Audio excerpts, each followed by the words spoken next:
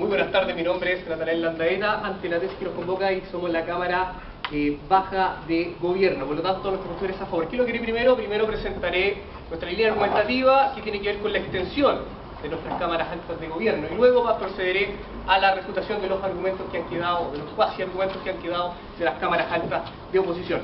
Primero, nuestro primer argumento se llama Sumac Quansai. ¿Qué es el Sumac Quansai? Es el respeto a la naturaleza. Una tendencia constitucionalista que se ha dado no solamente en Latinoamérica, sino también en el mundo, a raíz de los distintos problemas y diversos problemas que han surgido. Y esta posición constitucionalista que se ha surgido en Bolivia en 2008 y en 2009, y que también nuestra constitución chilena protege los recursos naturales como los recursos que son de todos los ciudadanos, es decir, un bien común, ¿cierto?, supondría respetar esos recursos, porque son parte de todo. Porque fíjense, lo que nos está queriendo hacer la Cámara de oposición es que nosotros, la propiedad que todos nosotros tenemos como sociedad, se la cedamos a una sola persona. ¿Por qué?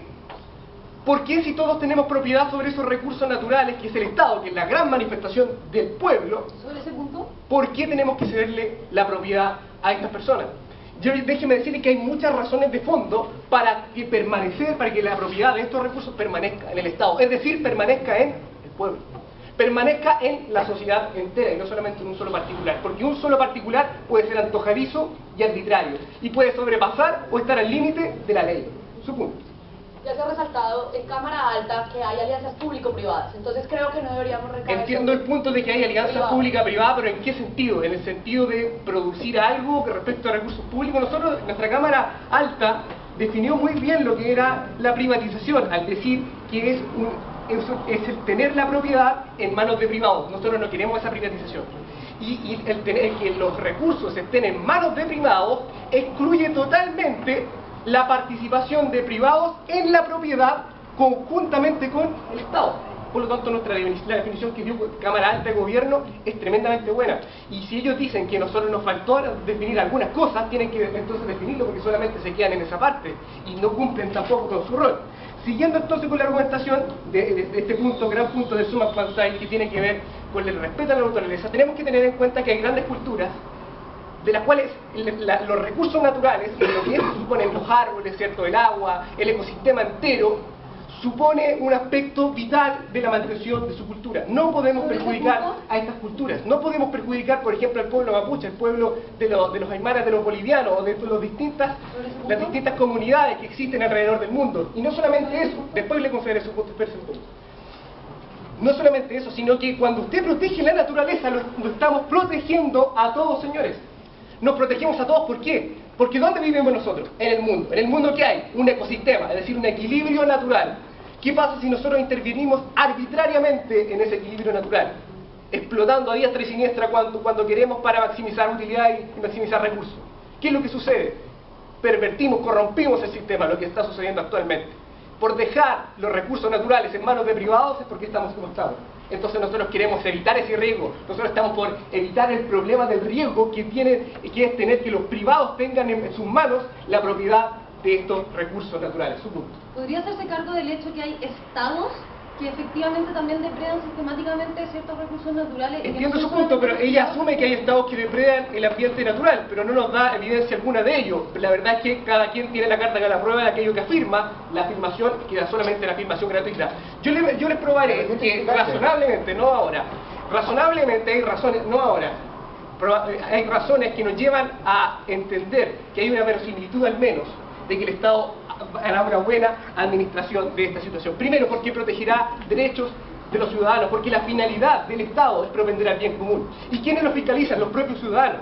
Los privados están protegidos en cuanto a su privacidad, por lo tanto sus actos son privados, son tremendamente protegibles. En cambio, el Estado es mucho más transparente, existen leyes en todo el mundo sobre transparencia, sobre todo en los países democráticos. Y en Chile hay una fuerte legislación sobre transparencia. Por lo tanto, el Estado está más expuesto en sus acciones, sobre todo en sus acciones empresariales. Por lo tanto, puede ser fiscalizado de una mejor forma. No daré más puntos. Nuestro segundo argumento es a propósito del impacto de la privatización.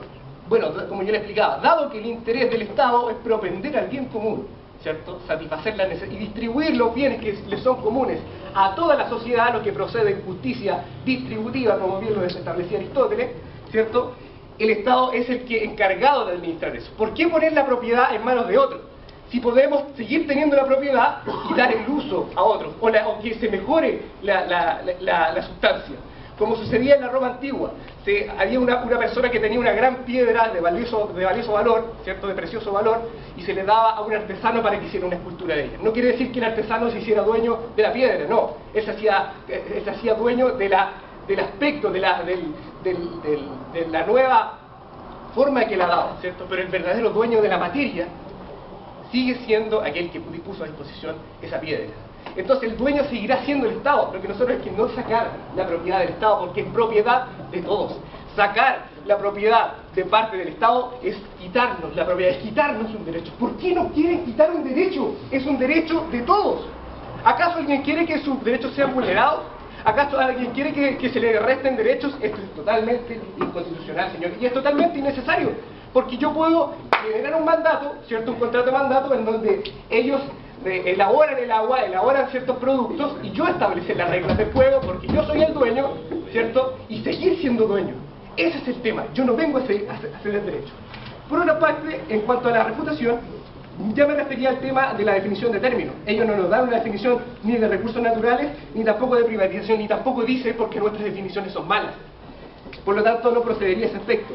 Nos habla sobre una noción liberal, ¿cierto? Nos dice que, y nos habla también de la transnacionalidad, pero déjeme decirle que no porque se regule un aspecto, una actividad económica, los problemas que de ahí se derivan van a terminar.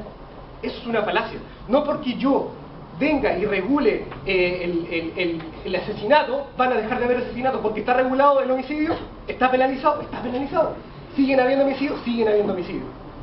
Se dan cuenta cómo las regulaciones no terminan con el problema, pero sí cuando el Estado se hace cargo, porque el Estado estará mucho más regularizado, estará mucho más fiscalizado por todos, por los grupos intermedios, por ONG y por distintos tipos de personas organizadas. Por lo que he dicho, muchas gracias.